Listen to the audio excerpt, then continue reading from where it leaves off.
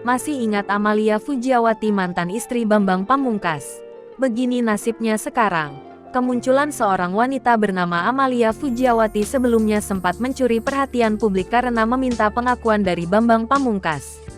Diketahui, Amalia Fujiawati dan Bambang Pamungkas dikabarkan sempat menikah siri. Kemudian, Amalia Fujiawati memiliki 2 anak dari pernikahan sirinya dengan Bambang Pamungkas. Namun, Amalia Fujiawati muncul ke hadapan publik dan mengaku dicampakkan oleh Bambang Pamungkas. Hal inilah yang memicu Amalia Fujiawati meminta pengakuan kepada Bambang Pamungkas. Amalia Fujiawati ingin Bambang Pamungkas mengakui buah hati hasil cintanya selama menikah siri. Lama tak terdengar. Bagaimana nasib Amalia Fujiawati sekarang?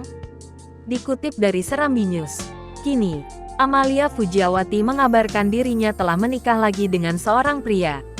Ia melepas status jandanya setelah menikah dengan pria bernama M. Revano Rifai di Kua Pasar Rebo, Jakarta Timur. Revano menikahi Amalia dengan mas kawin logam mulia berupa emas seberat 4 gram.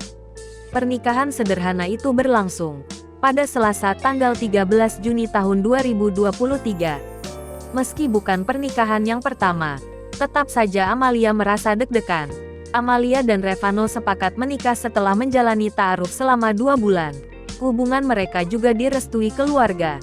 Amalia dan sang suami sama-sama berstatus orang tua tunggal. Revano diketahui menjadi duda setelah istri dari pernikahan sebelumnya meninggal dunia karena sakit. Beda dengan Amalia yang pernikahan sebelumnya berakhir dengan perceraian.